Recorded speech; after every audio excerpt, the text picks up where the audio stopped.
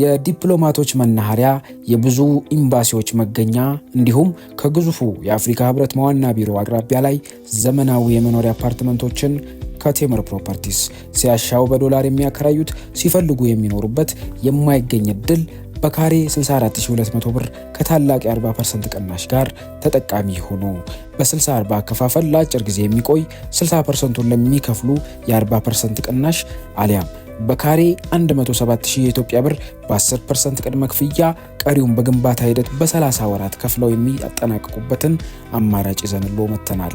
ከ84 ካሬ እስከ 130 ካሬ ባለ 2 እና ባለ 3 መኝታ የመኖሪያ አፓርትመንቶችን ፈጥነው የግሉ ያድርጉ። ያስታውሱ፣ ያሉን ውስን ቤቶች ናቸው። በ0988 441164 ላይ አሁኑን ይደውሉ። ይህ አዋዜ ልዩ ሰበር ነው። በትናንቱ የቱርክ የራሽያ ዩክሬን ቀጥተኛ ድርድር ላይ የራሽያ ዋና ተደራዳሪ ለዩክሬን አቻዎቻቸው ታሪክ እንዳጫወቷቸው ተሰማ። ዋና ተደራዳሪው ቭላዲሚር ሜዴንስክ ከድርድሩ በኋላ አገራቸው ተመልሰው በሰጡት መግለጫ ከስዊድን ጋር ያደረግነውን ታላቁን የሰሜን ጦርነት 21 ዓመታት ፈጅቷል። 21 ዓመታት። ይሁንና ጦርነቱ ገና በጀመረ በጥቂት ዓመታት ውስጥ ታላቁ ፒተር ለስዊድን የሰላም ሐሳብ አቀረበ። ስዊድኖች ምን ምላሽ ሰጡ ሲሉ ጠየቁ። አይሆንም፣ የመጨረሻው ስዊድናዊ እስኪቀር ድረስ እንዋጋለን አሉ ብለዋል። በመጨረሻም ውጤቱ ከ21 ዓመታት ማራቶን ፍልሚያ በኋላ ሩሲያ አሸነፈች።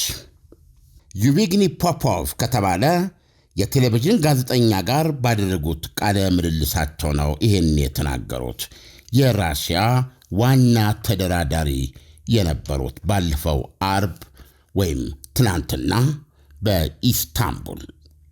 ትናንት አርብ ጠዋት ገደማ ደግሞ አልሼር ካሮል የተሰኘ የዘ ኢኮኖሚስት ዘጋቢ ከፍተኛ ምንጭ ያላቸውን ሹክ ባይ ጠቅሶ ሲጽፍ ሜዴንስክ እኚህ የራሽያ ልዑካን የመሩ ማለት ነው በትናንቱ የ90 ደቂቃ ስብሰባ ላይ ለዩክሬኖች ማሳሰቢያም ማስጠንቀቂያም የሆነ ምክር ሰጥተዋቸዋል ብለዋል። ጦርነት አንፈልግም አሏቸው በመከላከያ ሚኒስትራቸው ኢመሮቭ የተመሩትን የዩክሬን ልዑካንን። ጦርነት አንፈልግም፣ አስፈላጊ ከሆነ ግን 1፣ 2፣ 3 ዓመት ምንም ጊዜ ይውሰድ ለመዋጋት ዝግጁ ነን። እናንተስ ምን ያህል ጊዜ ለመዋጋት ዝግጁ ናችሁ? የሚል ነበረ ዋና ተደራዳሪው ለዩክሬን ተወካዮች ያቀረበላቸው ጥያቄ። የራሽያው ተደራዳሪ ቀጠለ። ምናልባት እዚህ የድርድር ጠረጴዛ ዙሪያ የተቀመጣችሁ ራሳችሁ ተጨማሪ ውዶቻችሁን፣ ወገኖቻችሁን፣ ዘመዶቻችሁን በጦርነቱ ታጡ ይሆናል። ምክንያቱም ራሽያ ለዘላለም ለመዋጋት ተዘጋጅታለች አሏቸው ብለዋል ጋዜጠኛው።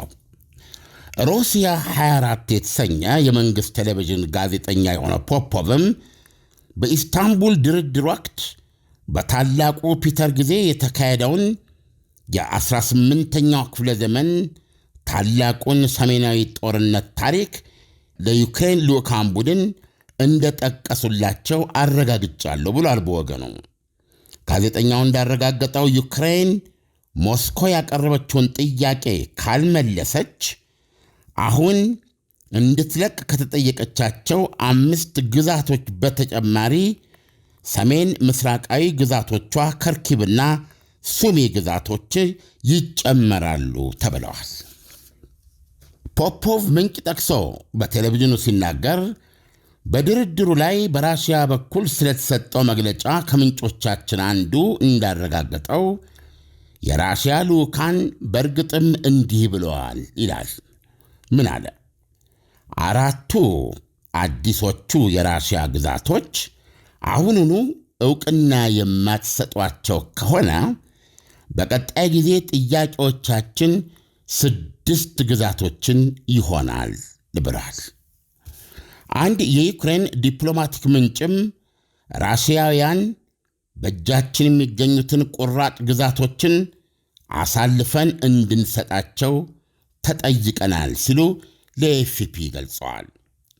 ምንጩ ለኤፍፒ እንዳሉት ተኩስ አቁም እንዲጀመር ከተፈለገ ራሽያኖች ናቸው እንደዚህ የሚሉት የኬርሶን፣ የዛፖሪዥያ፣ የዶኔትስክና የሉሃንስክን ቁራጭ ግዛቶች በእጃችሁ የሚገኘውን ለቃችሁ በመውጣት አስረክቡን የሚል ተቀባይነት የሌለው ጥያቄ ቀርቦብናል ብለዋል። ይህ በእንዲህ እንዳለ ፕሬዚደንት ዶናልድ ትራምፕ ከነገ በስቲያ ከራሽያው አቻቸው ፕሬዚደንት ቭላዲሚር ፑቲን ጋር በስልክ እንደሚነጋገሩ አስታወቁ። የስልክ ጥሪያችን ዓላማዎች ወይም ጉዳዮች አሉ ትራምፕ ትሩዝ በተሰኘ ማኅበራዊ ሚዲያቸው ሲጽፉ፣ የስልክ ጥሪያችን ዓላማዎች ወይም ጉዳዮች ደም መፋሰሱን ለማቆም ነው። በየሳምንቱ በአማካኝ ከ5,000 በላይ የራሽያና የዩክሬን ወታደሮችን የሚፈጀውን የደም ባህር ብላድባዝ ለማስቆም ነው ብለዋል። ትራምፕ እሳቸውና ፑቲን ፊት ለፊት ተገናኝተው እስከሚነጋገሩበት ጊዜ ድረስ የሚበሰር የምስራች አይኖርም ሲሉ በሳምንቱ ለጋዜጠኞች መናገራቸው አይዘነጋም። ትራምፕ ስልኩን ከፑቲን ጋር አውርተው ከዘጉ በኋላ ወዲያውኑ ከዩክሬኑ ፕሬዝደንት ቮሎዲሚር ዜሌንስኪና የተለያዩ የኔቶ አባል መንግስታት ጋር በስልክ እንደሚነጋገሩ ገልጸዋል። ተስፋ የማደርገው አሉ ትራምፕ በመግለጫቸው፣ ቀኑ ሰኞ ተኩስ አቁም የሚደረስበትና መጀመሪያም ከቶም ሊሆን አይገባው የነበረው ይህ ጦርነት የሚቆምበት ፍሬያማ ቀን ይሆናል ብለዋል። ዳንኤል እንግዲህ እንደሰማው ነው ዶናልድ ትራምፕ ከነገ በስቲያ ፑቲንን ያነጋግራሉ። እንደገና ደግሞ ባለፈው ዓርብ ራሷ ራሽያ ወይም ደግሞ ፕሬዚደንት ፑቲን ባቀረቡት በቀጥታ እንደራደር ሐሳብ መሰረት የተደረገ ነው። በዛ ድርድር ላይ ኢስታንቡል በነበረው ያው ሁለቱም ወገኖች አንዳንድ ሺህ እስረኞች ለመለዋወጥ የጦር ምርኮኞች ለመለዋወጥ ተስማምተዋል። ከዛ በተረፈ መልሰው ለመገናኘት እንደዚህም ደግሞ ፕሬዚደንት ፑቲን ከፕሬዚደንት ዜሌንስኪ ጋር የሚነጋገሩበትም ነገር እንዲታሰብበት የተመከረበት ነበረ።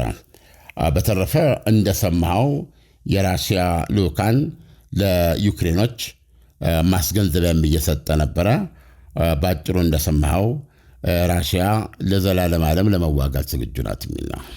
ዓለም ትራምፕ እንግዲህ ከፑቲን ጋር በስልክ ሲነጋገሩ ለሶስት ወይም ለአራተኛ ጊዜያቸው ነውና በመጀመሪያ በስልክ መነጋገራቸው ለውጥ ያመጣል ወይ?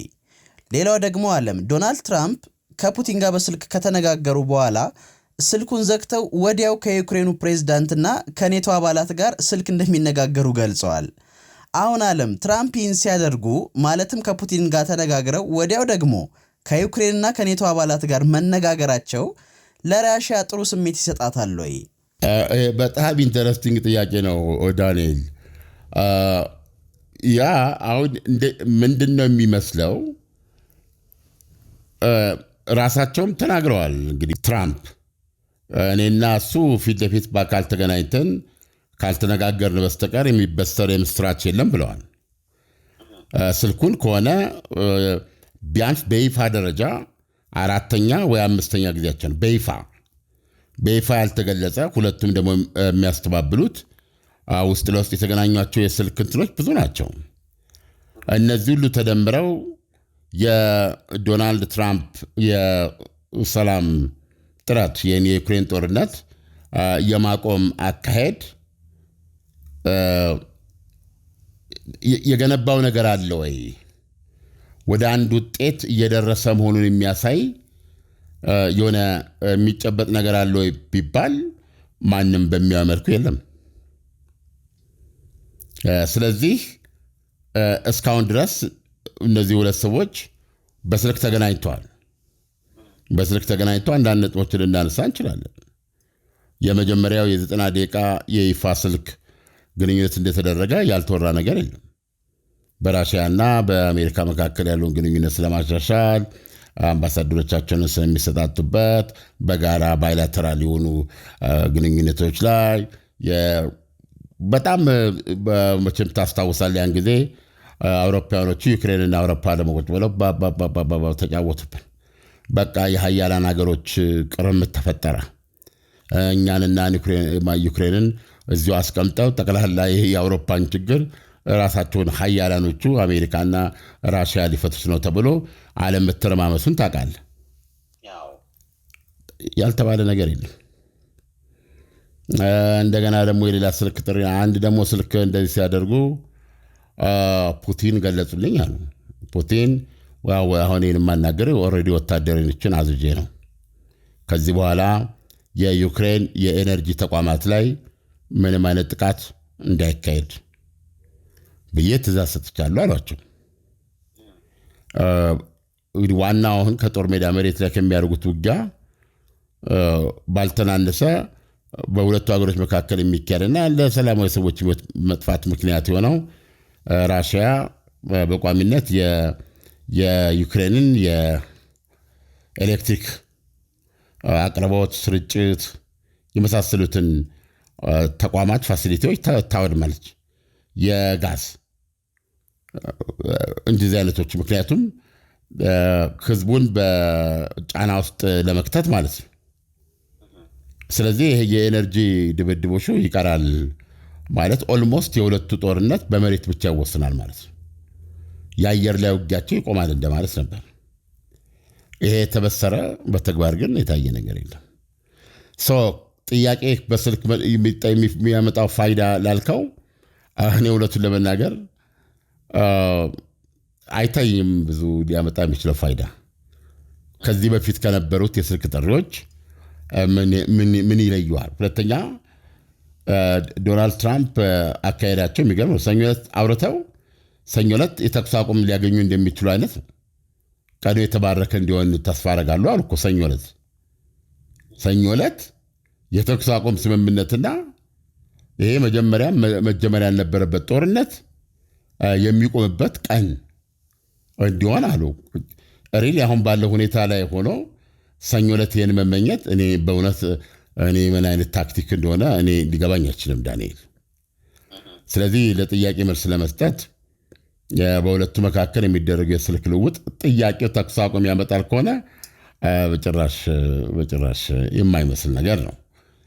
ግን ሌላው ነገር የእሳቸውን ስልክ ዘግተው ወዲያው ዘለንስኪንና ከኋላ ያሉትን የአውሮፓ ሀገሮች አነጋገራለሁ ማለታቸውስ ይህን መግለጻቸው ምንድነው ሲባል ምናልባት ዶናልድ ትራምፕ ለራሽያ ምልክት እየሰጡ ይሆናል።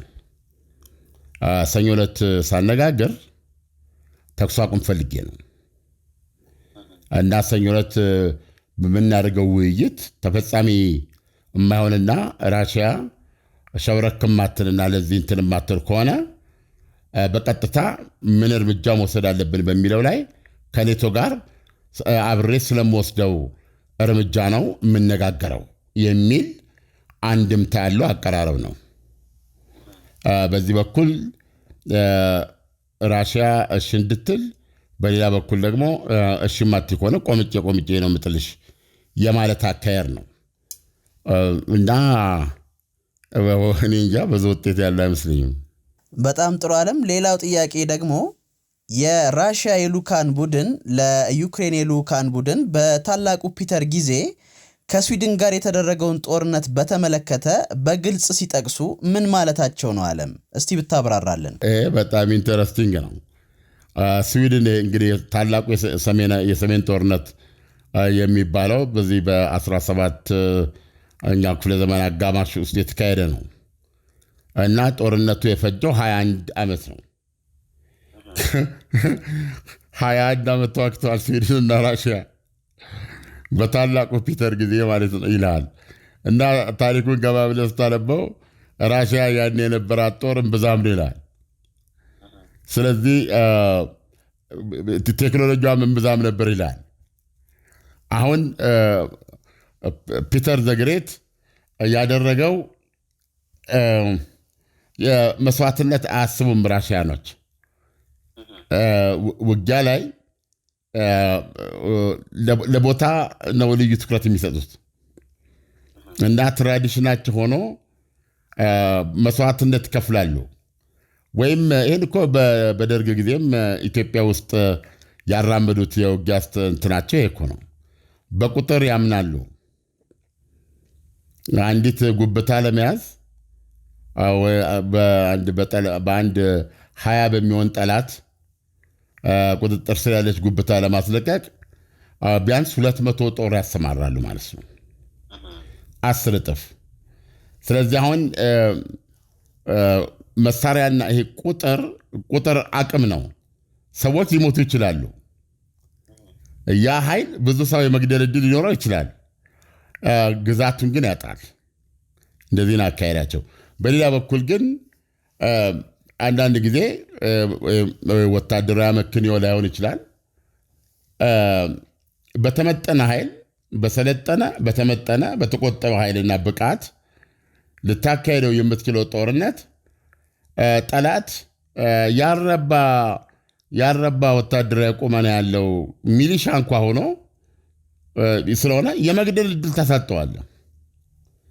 በገፍ ስትሄድ ግን የመግደል ዕድል ስለሚያገኝ እኔ ምርጥ ስለሆንኩ ነው ብሎ ሊያስብ ይችላል።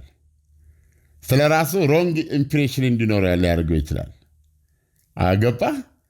እኛ እንደዚች ሆነን እነሱ እንደዛ ነው መጥቶ ራሱን እንደ ምርጥና በትንሽ ጦር እንትን እንደሚያደርግ ሊያደርግ ይችላል። ይሄ ሞራል ላይ የራሱ አስተዋጽኦ ሊኖር ይችላል። በተግባር ግን ያንን ጦር አንዳንድ ጊዜ ከራሱን ባነሰ ቁጥር ልደመስሰው የምችል ሊሆን ይችላል። ከበቂ ስልጠና ጋር አቅርቦት አለ።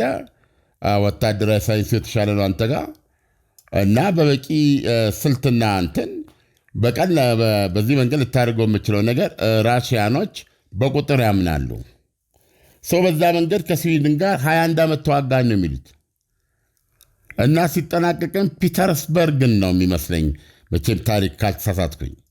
ፒተርስበርግ ከተማ ራሳቸው ቭላዲሚር ፑቲን የተወለዱባት ነች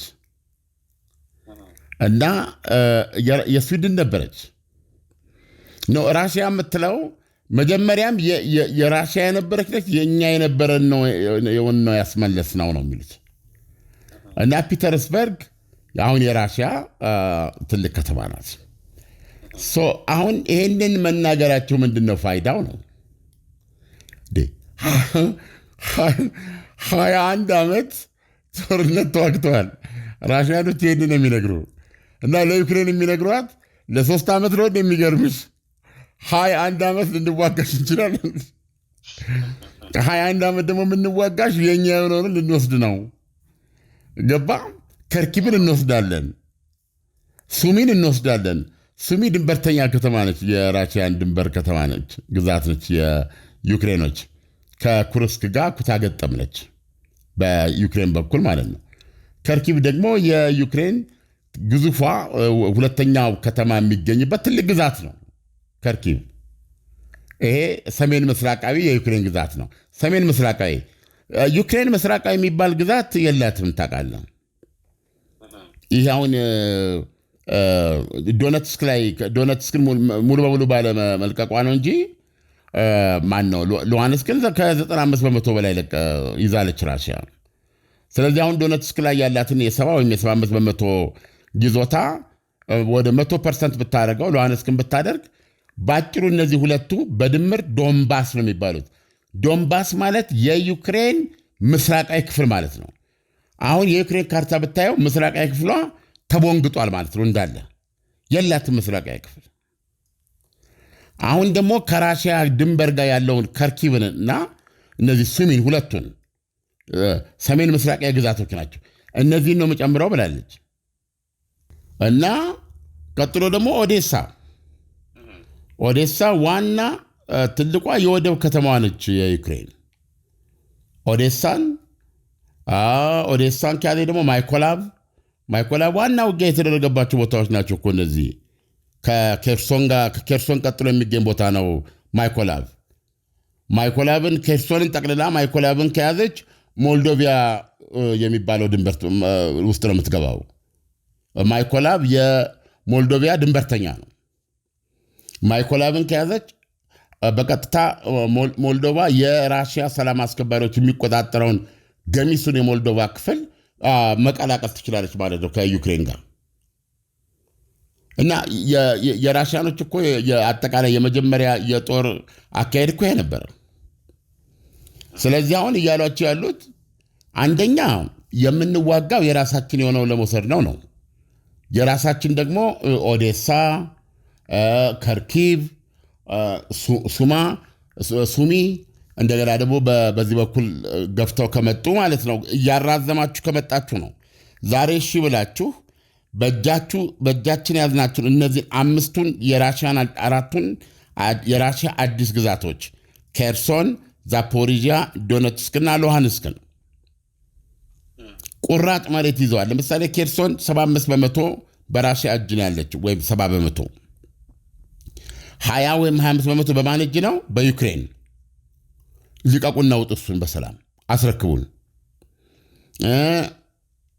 ዛፖሪዥያም እንደዚሁ በዚህ መጠን ያሉት 20 ወይም 25% የያዛችሁትን ልቀቁና ውጡ፣ ያለ ጦርነት ስጡን፣ የራሳችን ግዛት ነው።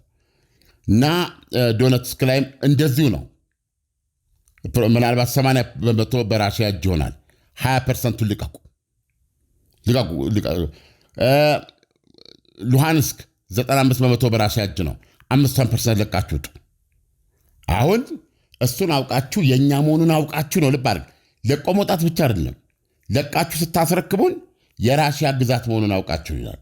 ይህን ካደረጋችሁ ተኩስ ማቆም ላይ እንደራደራለን፣ ተኩስ ሊቆም ይችላል የሚል ነው ለዩክሬኖች የነገሯቸው። እና ይህን ጦርነት ያነሱበትና የነገሯቸው ምክንያት ባጭሩ ዶናልድ ትራምፕም እውነቱን ለመናገር ይህን ጦርነት ለማስቆም የሚያደርጉት ጥረት እስካሁን ድረስ ምንድነው ክሬሚያ ልሳነ ምድርን የራሽያ እንደሆነ እንደ አሜሪካ የነበረውን ፖሊሲ በመቀየር እውቅና ሰጣለሁ፣ ዩክሬንም እውቅና እንድሰጥ አድርጋለሁ። ኦልሬዲ እነዚህ 4ቱ የጠሯቸው ግዛቶች ላይ የያዙትን ግዛት 70%፣ 75%፣ 80% የያዙትን ግዛት የራሳችሁ እንደሆነ አድርገን እኔም እቀበላችኋለሁ፣ ዩክሬን ትቀበላችሁ አድርጋለሁ ነው ያሉት። እንግዲህ ማናቸው እነ ዶናልድ ትራምፕ ያቀረቡት ማለት ነው። አሁን ራሽያኖች የነገሯቸው እንደሱ አይደለም። ጠቅላላ አሁን የያዛችሁትን ግዛት ትለቃላችሁ፣ ካለቀቃችሁ የሚኖር ተኩስ አቁም የለም። ስለዚህ ተዋክተን ሙሉ በሙሉ እንወስዳለን። አሁን ደግሞ ስምምነቱን አሁን የማታደርጉና አውቃችሁ ማሰጡን ከሆነ ውጊያው እየቀጠለ በሄደ ቁጥር እንትን ደርበን እንይዛለን፣ ከርኪብን፣ ሱሚን እንይዛለን። እና ጥያቄያችን አሁን የ4 ግዛቶች ብቻ ሳይሆን የ6 ግዛቶች ይሆናል ማለት ነው። እና ራሽያኖች በጦርነት ይዳከማሉ። በጦርነት ከመዋጋት ወደኋላ ይላል ብላቸው እንዳታስቡ። 21 ዓመት ነው ከስዊድን ጋር የተዋጋ ነው። ግን ለስዊድን ወዲያውኑ የሰላም ሀሳብ አቅርበን አንድ ስዊድናዊ ሲቀር እንዋጋለን ብላ ቀጠለች። በኋላ ስንዋጋ መጨረሻ ላይ ስዊድን ደከመት። እንደ አንድ ያለ ነገርና የእናንተ ዕጣ ፈንታ ከዚህ ውጭ አይሆንም። ምናልባት ከየምን ታጣላችሁ? ወይም ራሳቸው ዶናልድ ትራምፕ በአንድ ወቅት እንደተናገሩት ምንድን ነው ያሉት? ምናምን ቢል አህያ የጅብ ናት ይባል የለ? የሆነ ተረት አለ። እንደዚህ ቢሆን አህያ የጅብ ናት እንደሚባለው ሁሉ ዩክሬን አንድ ቀን ለራሽያ ትሆናለች ብለው ነበር ዶናልድ ትራምፕ።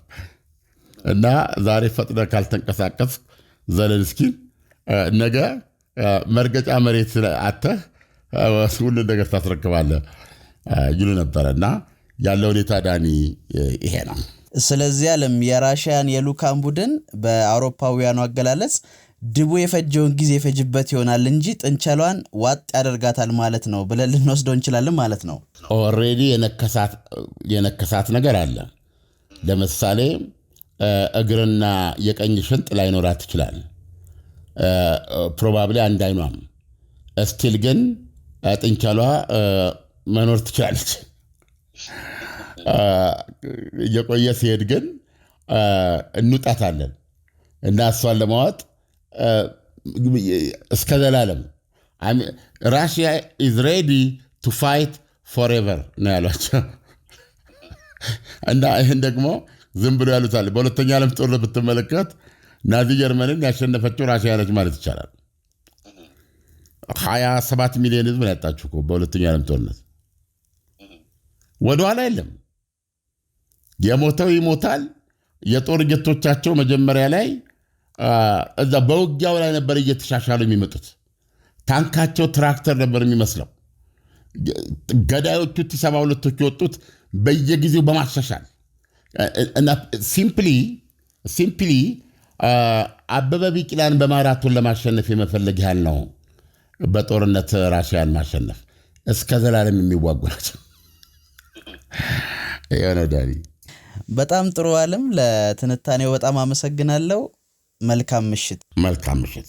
የዲፕሎማቶች መናኸሪያ፣ የብዙ ኤምባሲዎች መገኛ እንዲሁም ከግዙፉ የአፍሪካ ህብረት ዋና ቢሮ አቅራቢያ ላይ ዘመናዊ የመኖሪያ አፓርትመንቶችን ከቴምር ፕሮፐርቲስ ሲያሻው በዶላር የሚያከራዩት ሲፈልጉ የሚኖሩበት የማይገኝ እድል በካሬ 64200 ብር ከታላቅ የ40% ቅናሽ ጋር ተጠቃሚ ሆኖ በ60/40 አከፋፈል ለአጭር ጊዜ የሚቆይ 60%ን ለሚከፍሉ የ40% ቅናሽ አሊያም በካሬ 107000 የኢትዮጵያ ብር በ10% ቅድመ ክፍያ ቀሪውን በግንባታ ሂደት በ30 ወራት ከፍለው የሚያጠናቅቁበትን አማራጭ ይዘንሎ መተናል። ከ84 ካሬ እስከ 130 ካሬ ባለ 2 እና ባለ 3 መኝታ የመኖሪያ አፓርትመንቶችን ፈጥነው የግሉ ያድርጉ። ያስታውሱ፣ ያሉን ውስን ቤቶች ናቸው። በ0988 441164 ላይ አሁኑን ይደውሉ።